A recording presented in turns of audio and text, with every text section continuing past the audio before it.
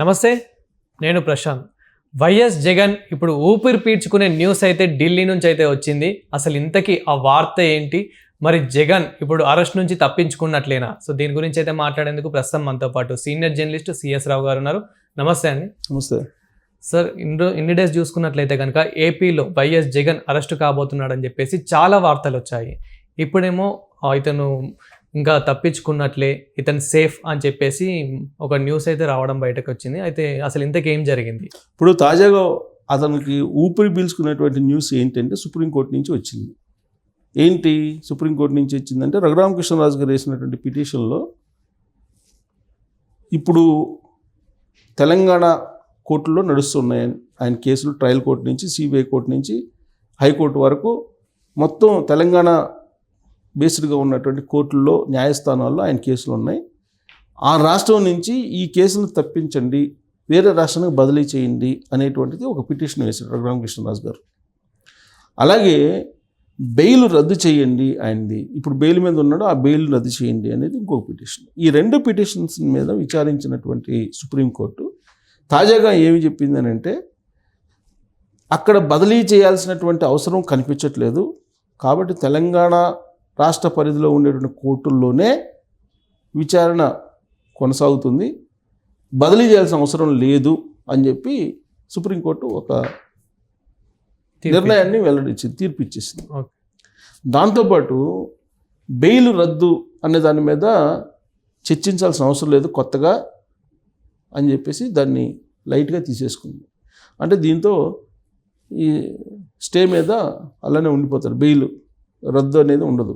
Bail stay ఉంది కాబట్టి bail మీదనే ఇంకా కొన్ని సంవత్సరాల పాటు ఉండే అవకాశం ఉందని చెప్పి ఇప్పుడు సుప్రీంకోర్టు ఇచ్చినటువంటి తీర్పును బట్టి అర్థమవుతుంది. ఇప్పటికే 12 సంవత్సరాలు నుంచి బెయిల్ మీద ఉన్నాడు ఆయన. అవును, ఇది భారత న్యాయ వ్యవస్థకే ఒక పెద్ద సవాల్గా మారింది. భారత న్యాయ వ్యవస్థని ప్రశ్నించేటువంటి బెయిల్ ఇది. 12 సంవత్సరాల పాటు బెయిల్ అంటే మామూలు విషయం కాదు. సో 12 సంవత్సరాల పాటు బెయిల్లో ఉన్నారు.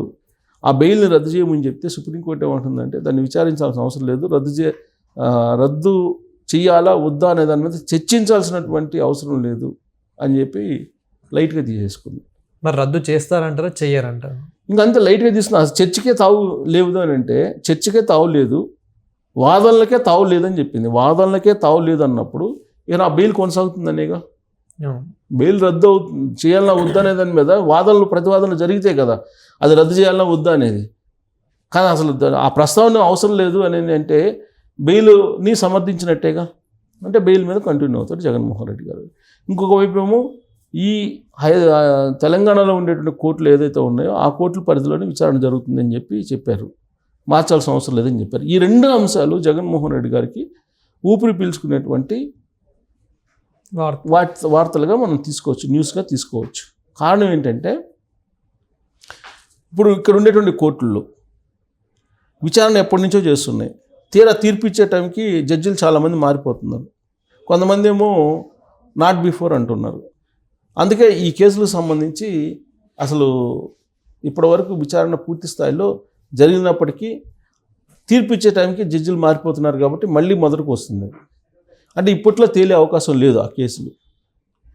సుప్రీంకోర్టు ఏం చెప్పింది, దేశవ్యాప్తంగా ఉండేటువంటి ఎమ్మెల్యేలు, ఎంపీలు లేదా ఇతర ప్రజాప్రతినిధుల మీద ఉన్నటువంటి క్రిమినల్ కేసులు ఏదైతే ఉన్నాయో, ఆర్థికపరమైన కేసులు కానీ లేదా ఇతర కేసులు, వాటిని రెగ్యులర్ బేస్ మీద విచారణ చేయండి అని చెప్పింది.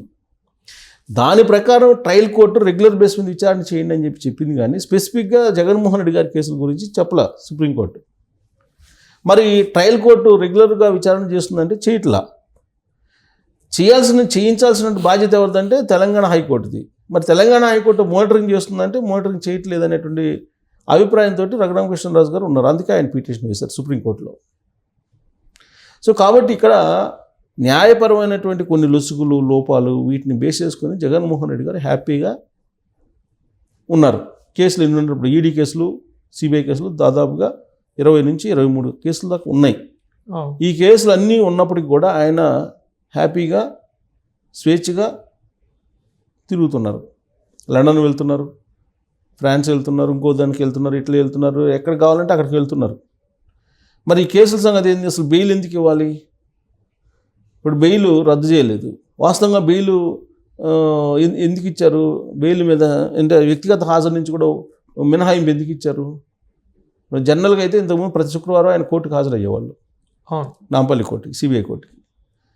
మరి వ్యక్తిగతంగా హాజరయ్యేటువంటి జగన్మోహన్ రెడ్డి గారికి వ్యక్తిగత హాజరు నుంచి మినహాయింపు ఇచ్చారు. ఎందుకు ఇచ్చారు? అప్పట్లో సీఎంగా ఉన్నాడు కాబట్టి తన డే టు డే యాక్టివిటీస్ బిజీగా ఉంటాయి. ప్లస్ ఒక సీఎం హోదాలో ప్రతి శుక్రవారం వచ్చి పోవాలంటే కనుక ఖర్చు ఎక్కువ అవుతుంది. కాబట్టి వ్యక్తిగత హాజరు నుంచి మినహాయింపు ఇవ్వండి అని చెప్పి పిటిషన్ వేస్తే వ్యక్తిగత హాజరు నుంచి మినహాయింపు ఇచ్చింది.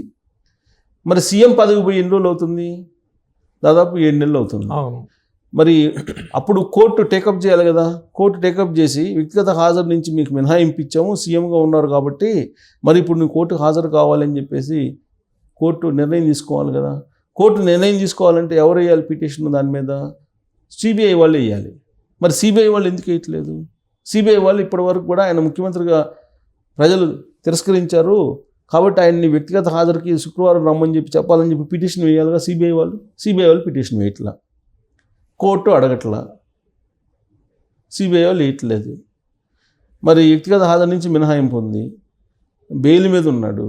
ఇక కేసులు ఉంటే ఏంటి, లేకపోతే ఎన్ని కేసులు విచారణ జరగట్లేదు. విచారణ జరగకపోతే ఎందుకు జరగట్లేదు అని చెప్పి హైకోర్టు అడగట్లేదు. మరి ఇలాంటప్పుడు ఈ కేసులు ఎప్పుడు కొలిక్కి రావాలి అనే ఉద్దేశంతో రఘురామకృష్ణరాజు గారు ఒక పిటిషన్ సుప్రీంకోర్టులో వేశారు. వేసినటువంటి క్రమంలో ఖచ్చితంగా బెయిల్ రద్దు అవుతుంది అని చెప్పేసి చాలామంది భావించారు. దానికి కారణం ఏంటంటే ఈ రీసెంట్గా జరిగినటువంటి పరిణామాలు. విజయసాయి రెడ్డి గారు రాజీనామా చేశారు.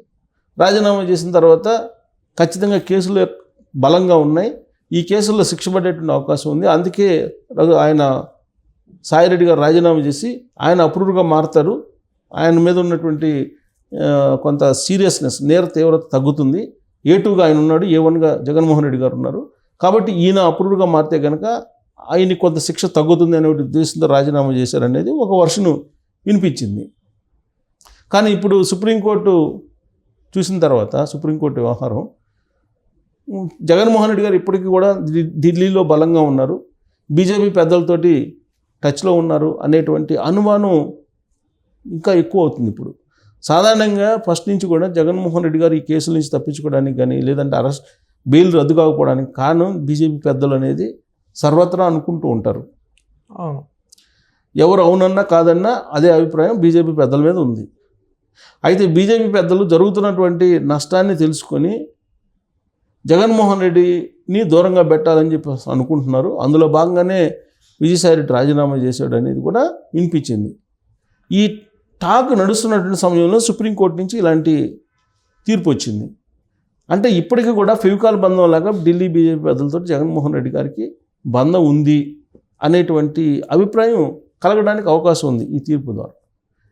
అంటే ప్రభుత్వంలో ఉన్నటువంటి వాళ్ళు జడ్జిల్ని లేదంటే సుప్రీంకోర్టుని మరి వాళ్ళు పెత్తనం చేస్తారా, వాళ్ళు మ్యానిపులేట్ చేస్తారా అని అంటే మనం డైరెక్ట్గా అలా చెప్పడానికి లేదు. కానీ పబ్లిక్లో ఉన్నటువంటి ఒపీనియన్ ఏంటంటే సుప్రీంకోర్టు నుంచి వచ్చేటువంటి తీర్పులు అన్నీ కూడా ఆల్మోస్ట్ అన్నీ జగన్మోహన్ రెడ్డి గారికి సంబంధించి పొలిటికల్ మోటివేటెడ్ అయ్యి ఉండొచ్చు అనేటువంటి భావన ఉన్నటువంటి వాళ్ళు చాలా ఎక్కువ మంది ఉన్నారు. అందుకే ఇప్పుడు సుప్రీంకోర్టు ఇచ్చినటువంటి ఈ తీర్పును చూసిన తర్వాత ఇప్పటికీ కూడా బీజేపీ జగన్మోహన్ రెడ్డి గారికి అండగా ఉంటుంది, ఆయన ఢిల్లీలో చక్రం తిప్పుతున్నాడు ఇప్పటికి కూడా అనేటువంటి అభిప్రాయం ఇప్పుడు కలుగుతుంది. సో కాబట్టి రఘురామకృష్ణరాజు గారు ఏదైతే ప్రయత్నం చేశారో అది ఫలించలేదని చెప్పి మనం తాజా సుప్రీంకోర్టు తీర్పుని బట్టి మనం భావించడానికి అవకాశం ఉంది. Thank you sir. Thank you.